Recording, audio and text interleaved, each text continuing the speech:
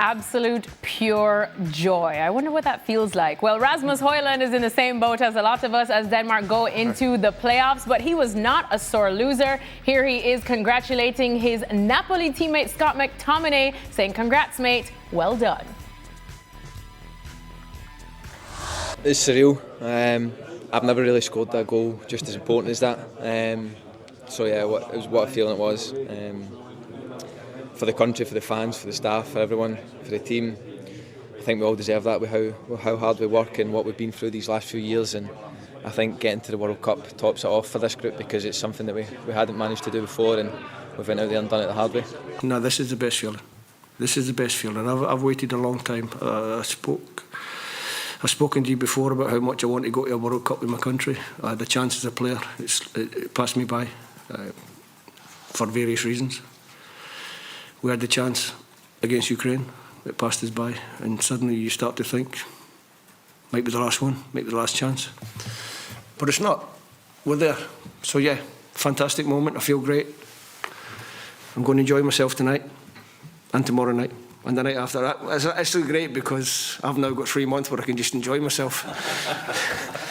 The lads have got to have a few beers tonight and then head back to their clubs, but I've got a little bit of time, so it's going to be good, and it's going to be a good Christmas in the Clark household, I promise you.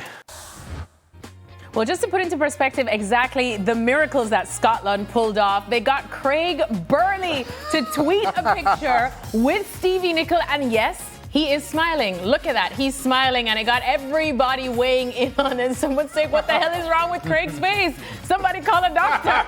Because that's true. We definitely haven't seen a smile that genuine from Craig probably since 1998, that World Cup. All right. Well, here he is, our other favorite Scotsman, Don Hutchison, who I'm sure has dusted off his kilt, his tartan scarf, and cannot wait to celebrate with the boys. Don, of course, put into perspective just how wonderful of a moment this is for Scotland and Steve Clarke.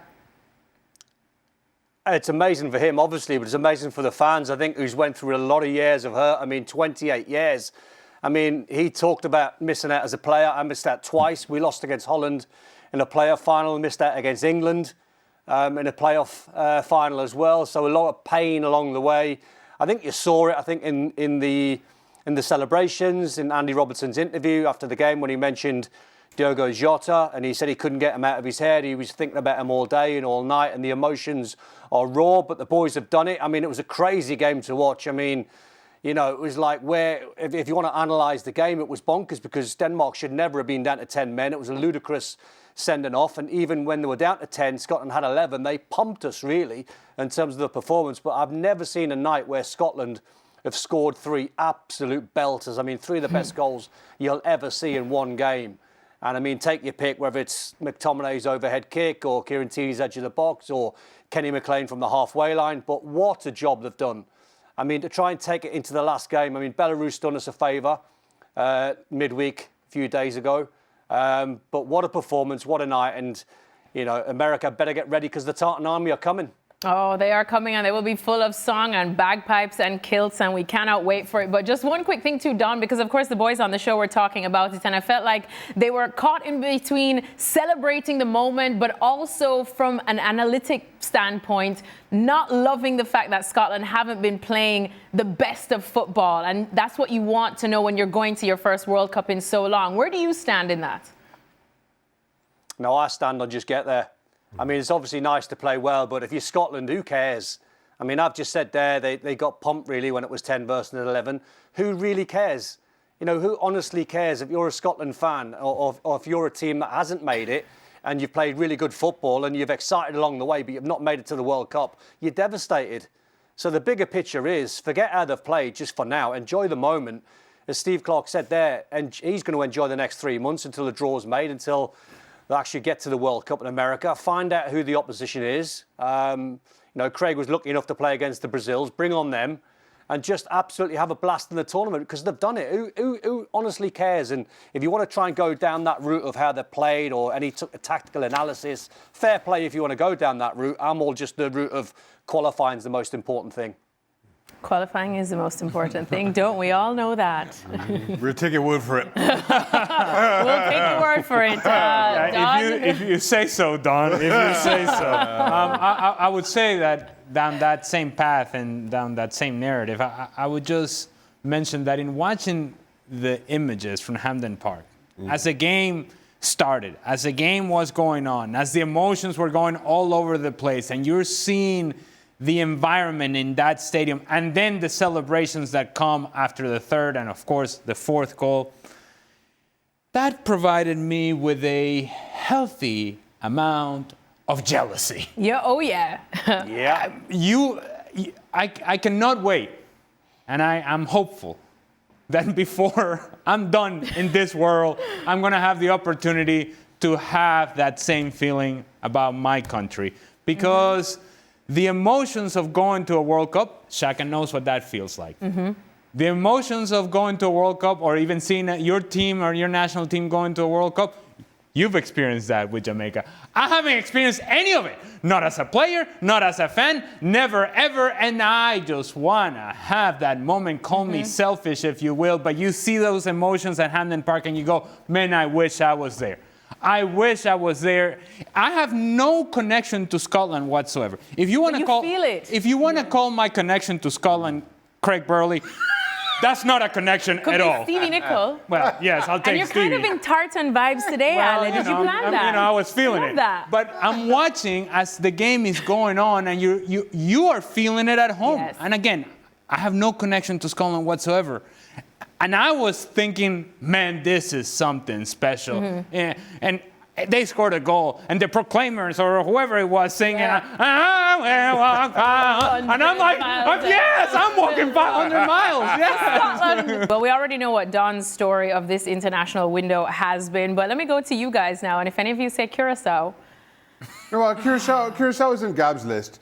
I think we have to give honourable mention to Haiti, as you mentioned during the highlights. Kind of given that everything Haiti has endured over The last decade. as long as you can remember, the political situation, and that's putting it as nice as I possibly can, that sees them not being able to play any games on home soil. They as well were hit by Hurricane Melissa a couple of weeks ago. They have just endured such a horrendous time. And now for them, first World Cup since 1974. Great to see them back at the big dance, almost in defiance of all they've had to endure. Ale, what about you? I know you're having some FOMO, so which story do you want to lash on to? Because I know you're a romantic at heart. Well, now, Haiti, of course, is something that cannot be ignored because they have had every circumstance and every excuse for this thing not to work out. And yet they're able to get the results and they're able to find a pathway to qualification.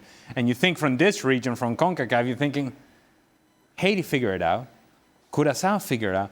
What in the world happened to Costa Rica? And you're having sort of this conversation in thinking, if the United States, Mexico, and Canada are not involved in the qualifying cycle, then the next ones to come would be, well, Costa Rica. And they could not have messed this up any more than they did. And so it also shows you that this expanded field, and then obviously the coincidence that is now, as I mentioned, Mexico, Canada, and the United States not qualifying, it opened a whole door of possibilities for everybody in CONCACAF. That's why it makes it so disappointing for Trinidad and Jamaica, because Curacao, out of nowhere, the program in Curacao was nearly non-existent. And I mentioned last night in Football Americas, they organized themselves. They put a plan together. They said, okay, we're going to look any sort of nexus or connection to Curacao. Your grandmother, somebody else's grandmother, your cousin, whatever the case may be, whatever that connection is with Curacao, we're going to put a plan together and we're going to convince you that you're not going to play with the Dutch national team. Come on, play with us. And look at the pathway to the World Cup. And Dick Advocate gets involved. And it just shows you that if you organize yourself, you get the right players, you get the right people making decisions, and then you put together the circumstances that I just mentioned in the qualification cycle for this specific World Cup, Curacao and Haiti managed to do just that.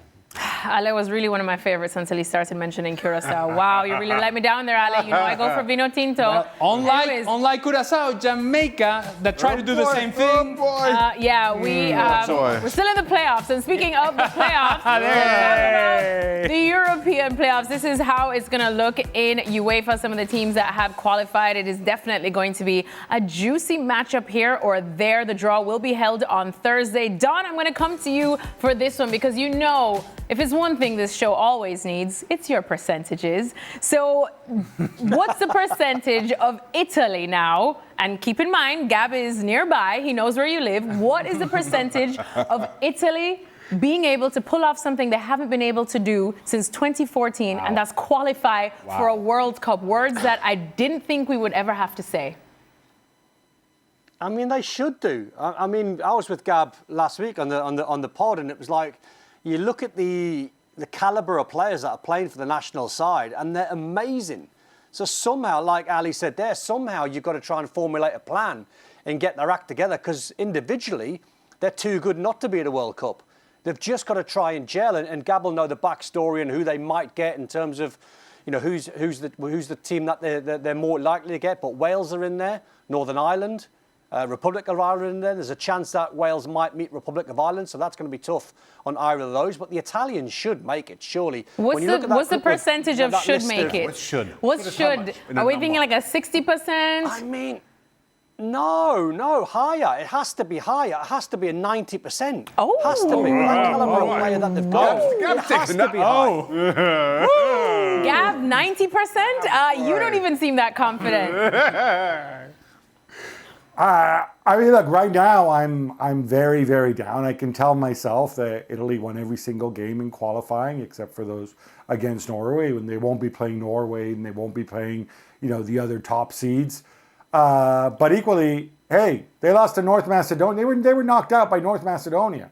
So in one-off games, anything can happen. So you're not going to be confident. I am not a Rino Gattuso guy. I don't like the way that some of the things he said. I don't know that he's necessarily the right guy to get the best out of them. I would seriously consider make a change, get somebody in as a game manager just for these two games, and then figure it out later. You can't screw up this World Cup. But, you know, even with that, like Don said, you know, rationally, a team ranked that only just slipped to number 12 in the world in the FIFA rankings, they should walk this rationally. But football's not rational, and you can be your own worst enemy. And as we've seen many times, supposedly weaker teams can simply outplay you on the day. And that's what's happened to Italy in the past. I will say this, though. If Don says 90% chance, get your mortgage on the 10. Oh. History has taught us as much. That Don's percentages are about as accurate as your power rankings. 10%. Oh. Well, What's more accurate? That's a good question. Extremely harsh. Don's percentages or your Your power rankings? easy. I'll tell you what's not accurate, though, our geography. 90% my power ranking. All right, well, there'll be plenty Throw your more mortgage on talk. the 10. There'll be a lot more talk about the UEFA qualifiers and playoffs, as well as CONCACAF, and more on the next edition of the Gab and Jules podcast. It's dropping on Thursday.